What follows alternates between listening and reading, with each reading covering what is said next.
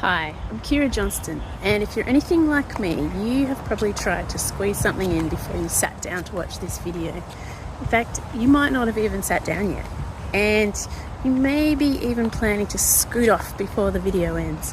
And that's fine with me, but I would recommend that you take a little bit of time just to transition from where your head was at before pressing play to prepare for some transformational time with us together. In fact, let me take you through something that I often do to transition. Okay, so let's do this together. I like to transition from one space to another with a few deep breaths.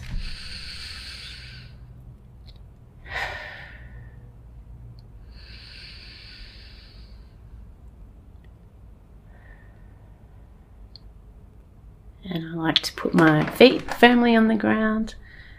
Sometimes I might light a candle.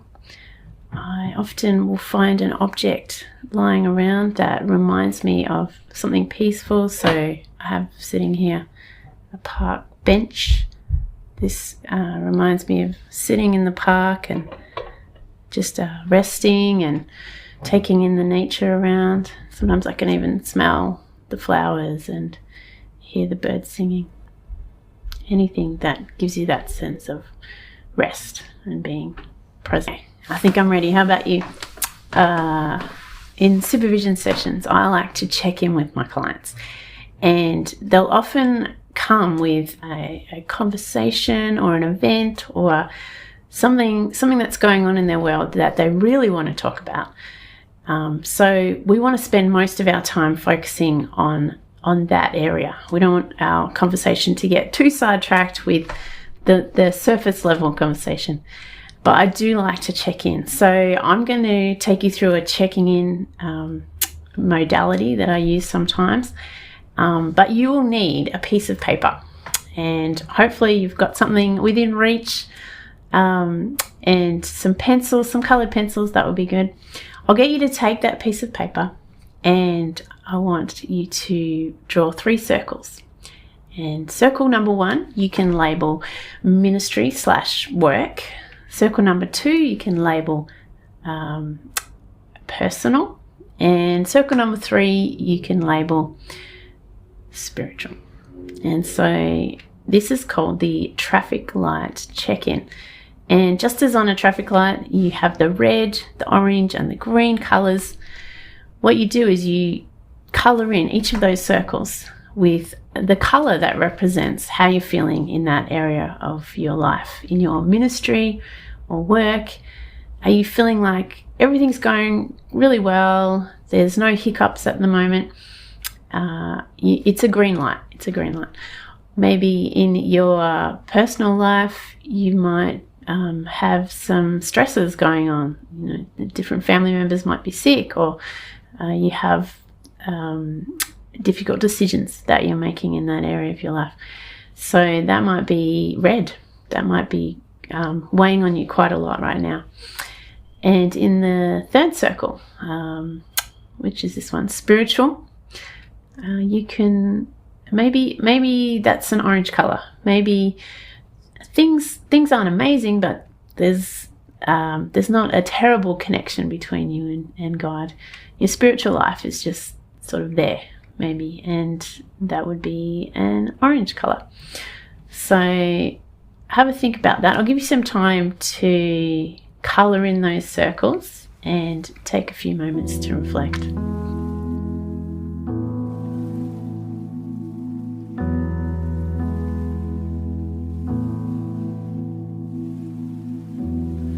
Winds are blowing, the skies are heavy with rain. Your spirit whispers of hopes that generations have had. Hearts are awakening. We feel the weight of it pressing down. Voices cry out now with prayers that generations have prayed. How did you go with that? What are your different colours? Did anything stand out to you? Did anything strike you as significant as you did that exercise? So that might be a way that I could check in a supervision session. Now, sometimes actually finding a focus for a session can be difficult, but one way that I like to do this is to ask my supervisee to draw a timeline. So maybe you could give that a go. It's just a simple line that moves with the ups and downs of what's been happening over the period since we last met together. And perhaps there were some exciting moments, perhaps there were some difficult times, and your line would go up and down over that period of time. Maybe that you were feeling a little bit stagnant in one area, or perhaps you felt like there was some traction building, and so maybe the line might go up and down, but there are specific points that really strike you as important. I'll ask for just 10 words to describe what's happening through this timeline. Then as you put those labels down, it helps you really visualize which period, which moment along that timeline you really want to go back to and process and reflect on. So that might become the focus of the session, and we clarify what is it that you want to walk out of this space with. As you're looking at that timeline, perhaps you're thinking there were moments where your values were challenged, or you came away from a conversation perhaps not feeling settled, or maybe there's things, a way that you responded that didn't match how you expected that things would go. So there are different ways of seeing things that stand out, that strike you as worth a conversation or an event to be processed. And that's where we would spend most of our time reflecting. Before we move into how I might approach some of these scenarios in a supervision session, I thought it would be great to share a few different metaphors that people have found useful to understand and to picture what supervision means for them. And so as I'm explaining these, perhaps you can think about whether this is something that resonates with you. Is this something that you need in your work life, in your ministry life? These kind of spaces, would they be beneficial for you? The first image is a three-legged stool. In the restorative leg of the stool, supervision provides a space for a supervisee to be restored from the weight of their work, strengthened and encouraged. The formative leg provides opportunities for learning and growth, skills development, and the normative leg allows room for accountability, discussion of things like boundaries, rules, policies, and ethical dilemmas. The second image is pithead time. About 100 years ago, Welsh miners said to their bosses, "We work really hard in your mines all day, get dirty and sweaty and covered in muck, and have to clean up the mess in our own time with our own soap in our own laundries." So they went on strike. They refused to work until the mining industry bosses agreed that the workers could clean up the mess on themselves from being at the mine on work time. Eventually, the mines installed pithead baths so the miners could get cleaned up on the boss's time, using the boss's resources. This is an image for supervision as we consider the imported distress that pastoral workers accumulate. Supervision is a chance to clean off the mess and process the vicarious and direct distress that has accumulated in the course of caring for others. The third image is a utility room or a laundry, a place of cleansing, perhaps where you'd wash up for dinner as you come in from the garden.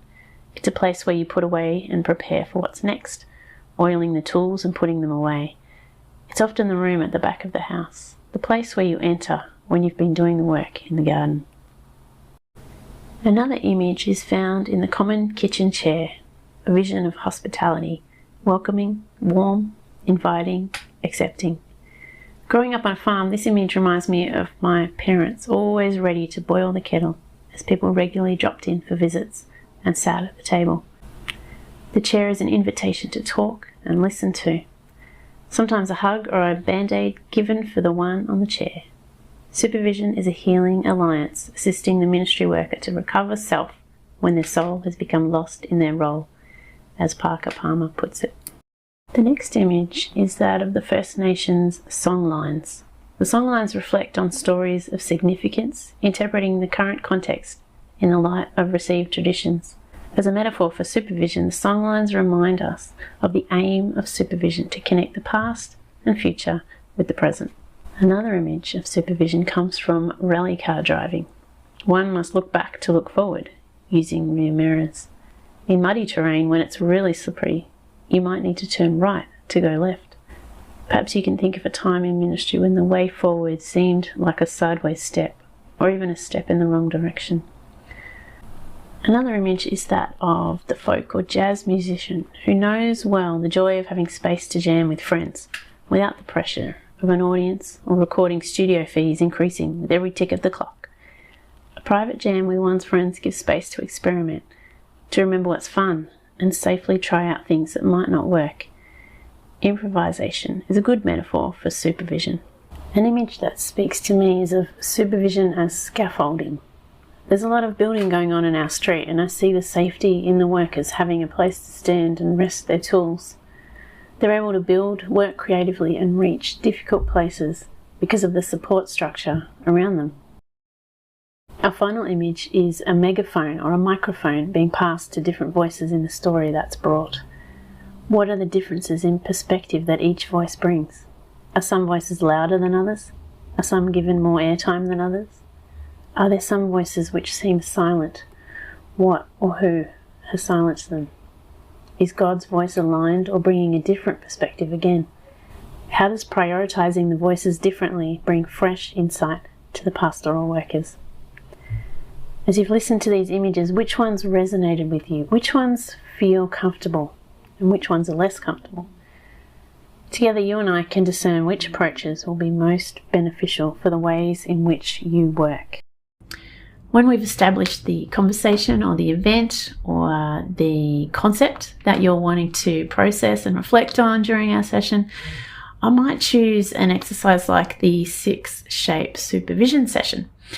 And so I'll get you to embark on that journey right now. So if you grab a piece of paper, what I'd love you to do is to fill the page with 6 large shapes that you're going to fill, and create a circuit from those shapes, labeling them 1 to 6.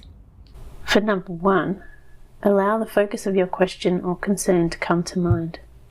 What was it that you picked up at the start of our session today?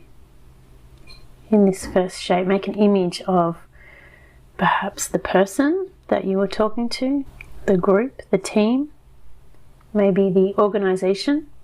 That's the focus of your question. And put something in this space that represents that person or that group or that organisation.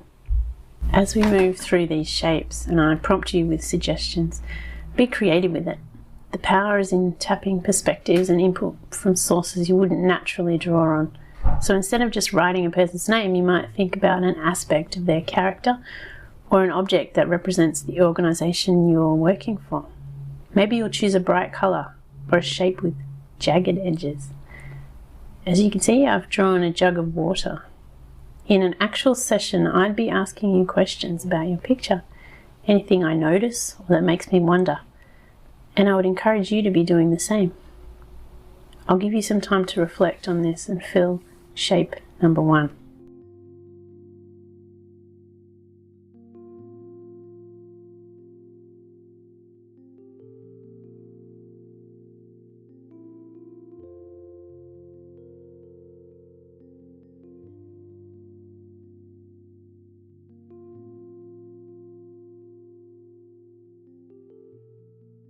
In the second shape, I want you to think about what is needed.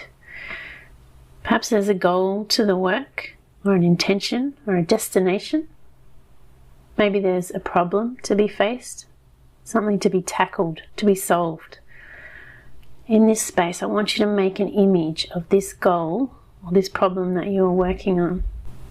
Choose the colours, perhaps the shapes are sharp or smooth? Are your pictures small? Are they large?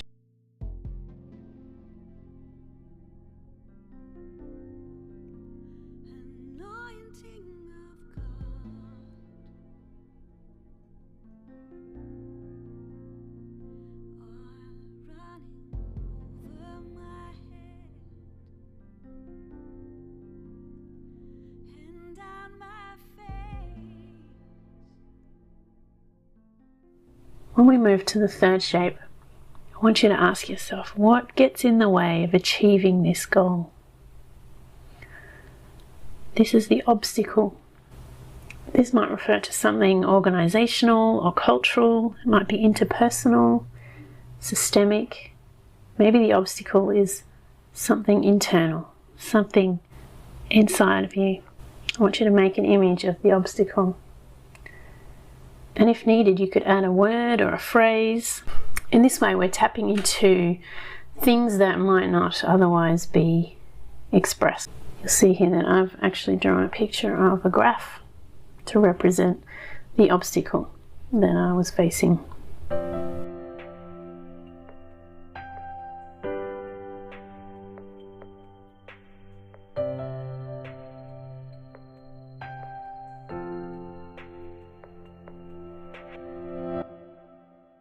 In shape number 4, I want you to put to the side your thinking and instead focus on your feelings about this. Use colours, shapes or images to help express your feelings around this obstacle.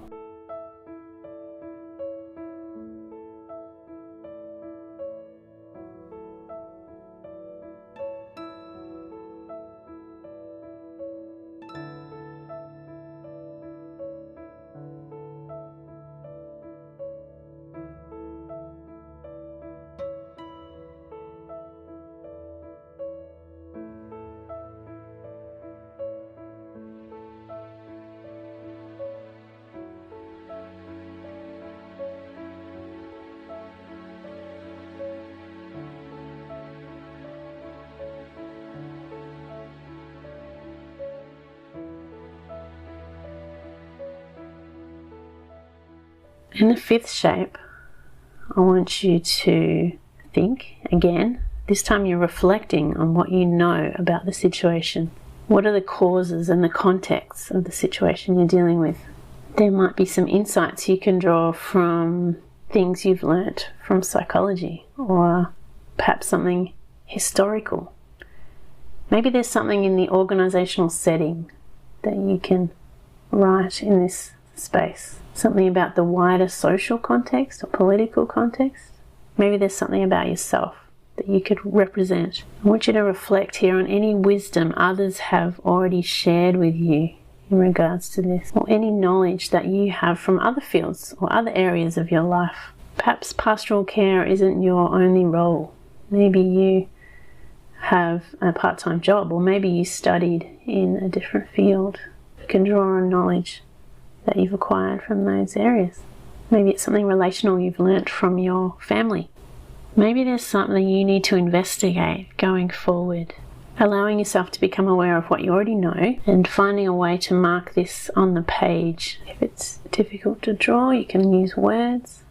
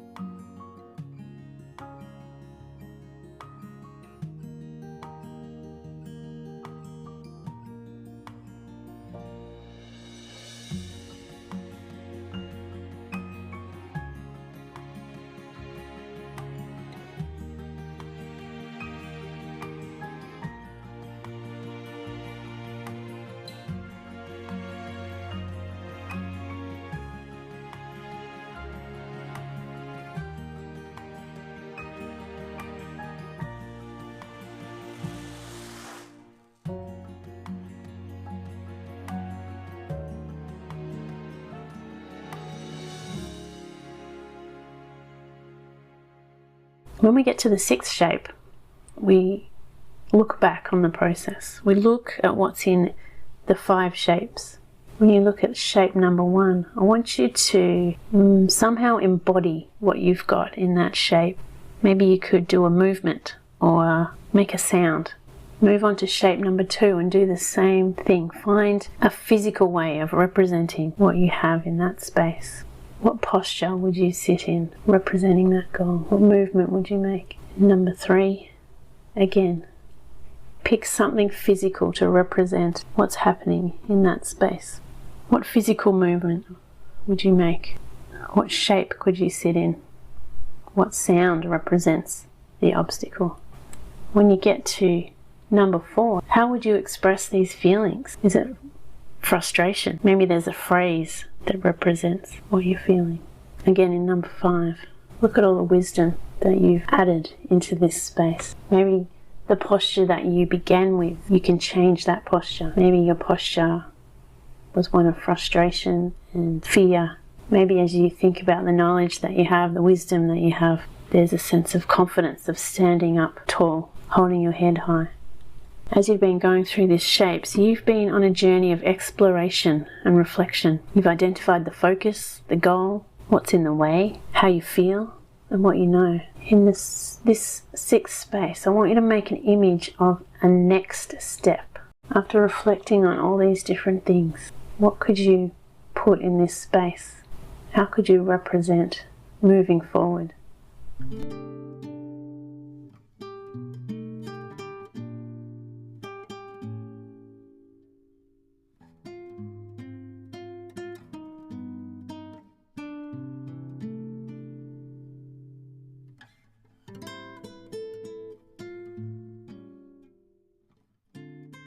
Looking back over this session, I wonder what it is you can take out the door, so to speak. What is it that resonated with you? Think about what we have achieved during this time. Perhaps you were just curious. You just wanted to know exactly what supervision is. I hope I've satisfied that curiosity, and I'm wanting to put out more information and more posts. So please go to my website and leave your email address so that I can keep in touch with you and take you along on this journey with me. Perhaps you really found something profound as you were reflecting, and perhaps you feel like this is a space that will be really important for you in your ministry role. And I would love you to leave your number on my website and I can give you a call. I can organise a free get to know you chat, and we can talk about what we can tailor what you might be needing over the course of your ministry life. Could we be getting together regularly and processing some of these things that are going on in that space? So I'd love for you to get in touch with me in that way, and we can set up get to know you session. But thank you for spending time in this space. Thank you for letting me share what is my passion, and what I've seen has been very beneficial to many people in ministry and in pastoral caring roles. This has become a vital space, and I hope that you do get involved. I hope that you do take on board even some of the exercises. But yeah, all the best in what you put your hands to. And I'm looking forward to hearing more from you as well. Thank you.